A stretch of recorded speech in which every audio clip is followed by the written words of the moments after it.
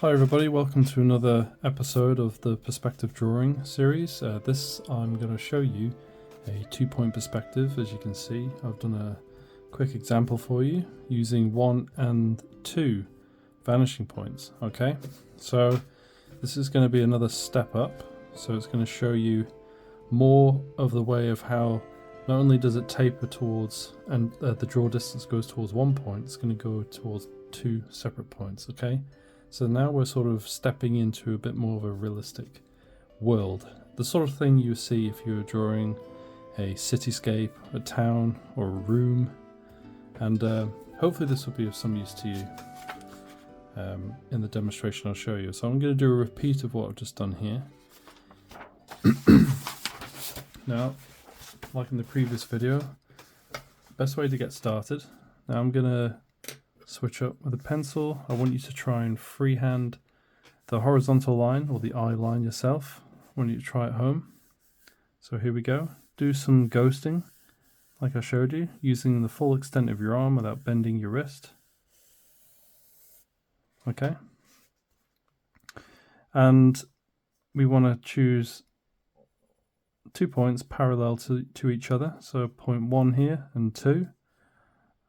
Okay. So at this point, we draw a horizontal line or eye line, vanishing points, and then the next step would be to say draw an anchor. So the anchor would be a vertical line that would show the corner of the object. And so in the first video I showed you, we were looking at shapes which basically showed you the flat plane itself with a slight angle. But it only showed one side of the face of that object that had a huge draw distance. So this time all the shapes are pretty much going to show you an angle much like this. It's going to be like this at this level or above, just like that. So like I said before, anything above the horizon line you can see underneath, anything below you can see the roof or the top of it. Okay, let's start off with our anchor line, and I can choose where I like. Anywhere you like. You don't have to go here, you can go anywhere you like, above and below. You want to do 2 demonstrations. I'm going to choose one down here, and we're going to go for simple cubes and rectangles. Okay, so at this point we've established the anchor, which is the vertical line which forms the corner of our object, and we simply just want to once again try and ghost the line before we put the pencil down the paper, and then join it up like so. Okay, same again from this. So ghost it like that. Doesn't matter if it's slightly off. This is all about kind of knocking 2 birds with 1 stone and learning both perspective and the ability to draw freehand straight lines. Okay. Do you notice how I'm tilting the page? You can tilt yourself, whatever is your preference. Okay, we've established the perspective here. So what you can then do is add in the faces. So face 1, face 2. I'm going to put my line there. You can choose where you would like to put your line. I'm going to extend the box this way. Okay, so I've got face 1, 2, and the third one needs to be up here. Now if you want to put the third face on top, you want to go from A to B here.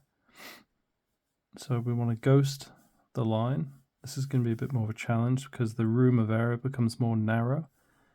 Just try to imagine that line and repeat the stroke as accurately as you can. Okay. If you want, if it helps, you can tilt the entire page upside down if it means, without having to, move your body too much, and you can just join up the lines here. Okay. And there we have it. You have created your 2-point perspective box below the horizon line. Now we're going to try this again, but we're going to do it above.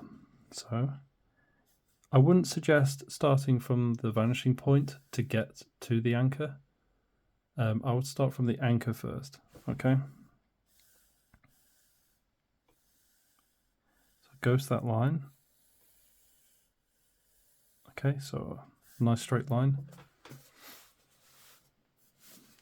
Tilt the page.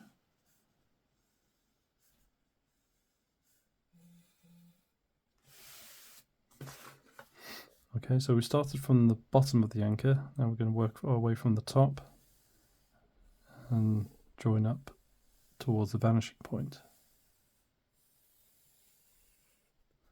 Okay, that'll do. I hope you can see this. It's quite light, these pencil marks, and I want you to try to be as light as you can, because these are just guides at the end of the day. Okay, so I want you to now decide where you would want to place in the markers. So this will form the two faces.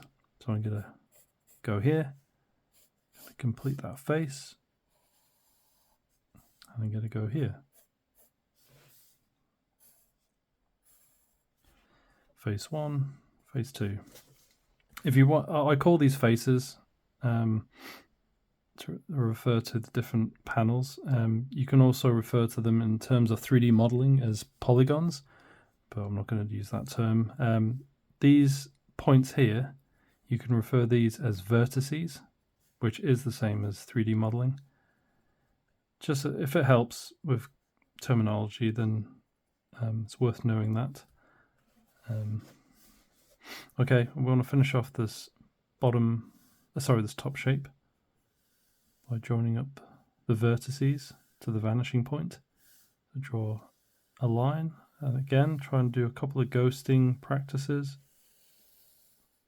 like that. Same again, tilt the page, ghost it. Remember, just it's more of the back where the elbow is, which is the main movement, but you are using your entire arm, not your wrist. Okay, I'm pretty happy with that. Finish off the face, and there you have it. I tried to prevent myself. I don't like to curve my hand like this. It's uncomfortable. It feels unprofessional, so I like to keep a nice relaxed hand and utilize my entire arm, especially when I'm doing these long strokes. Okay, now if you want to hang around further for this video, I can simply show you a demonstration how to divide each face, so that if you want to evenly split each face to create a nice topology, again that's another 3D modeling term. Topology is the actual lines that form the shape, so a bit like composition lines in my previous videos. The best way to do this, and maybe I should use a different color, is start from one corner or vertice and create a diagonal stroke to the other side. And what we're going to do is create a cross section. Try to be as straight as you can. I think if you've got this far, well done, and these straight lines should be much easier inside the box. Now what you've done here, you've created a point. It's a bit like triangulating somebody's location. In this case, there's 4 points at which you're crisscrossing and creating a perfect 0 point, basically where your vertical line is going to go. So you create that vertical line, and there you have it. You've split the box. In fact, I will split it with a pencil. Okay.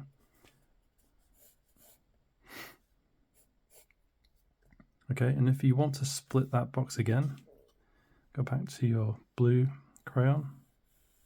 Lightly, do it lightly this time. Once again, we've got our center point. Create a vertical line.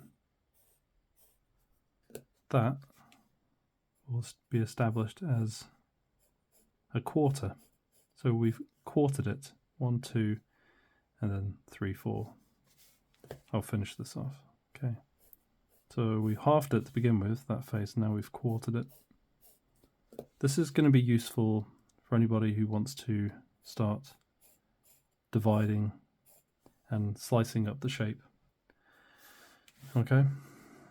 For instance, if you want to, oh, I don't know, take a chunk here and then remove this section here or here, then it'll be much easier now that you have a nice guide to divide the face. Now remember, obviously the faces here become more narrow as the object falls further towards the vanishing point. So obviously if I continue drawing these divided faces, they'll become much more densely packed as I go further away towards the vanishing point. So yeah, we can try again on the object above. We'll try the base of this one. Same rule applies. Create a straight line as best you can. Okay. Now you want to try and divide it here. Now what some of you may accidentally do is that you'll suddenly leap in and try to, say, draw a line here, which won't be accurate. Now what you want to do in this case is perhaps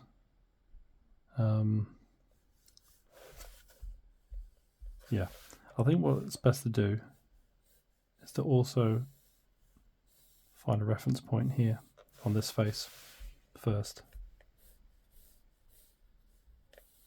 Okay, that way you can add in the vertical line here. And when it comes to doing this underneath, you now have your reference point here, which is an even split across this face or this edge. So it means you start from here and you work your way over here. And this line will end up going towards that vanishing point again. So it's probably a little bit tricky, that one, but yeah, do that. This one's slightly off, but then that vanishing point has come in to help me to guide my hand to where the even split would be on this face. I hope that makes sense to you. Okay, so that should be the end of the video, really. I think that's as far as I'm going to take it for this one. That was about 12-13 minutes in. Try it yourself. I know I've seen a comment where you're still struggling with perspectives, that you can do the vanishing points, but my advice is to try and consider this entire exercise is all about drawing straight lines. So it's really just relying on these vanishing points at all times, okay? If you want me to go in detail more on this video or the previous video, let me know. Otherwise, I'll leave it here and I'll move quickly onto the 3-point perspective, okay? Once we're done with the entire series, I will do another video that will put that into context, and I'll call it the perspective tower. And basically it will be a full-length tower of all the details, which I'll go through in a much longer video, cutting out all the windows and doors, and just show you an example, basically how to utilize all perspectives within the context of drawing a building. So these are just basic shapes to get you started, and I hope you like it, and yeah, try it yourself. Thank you.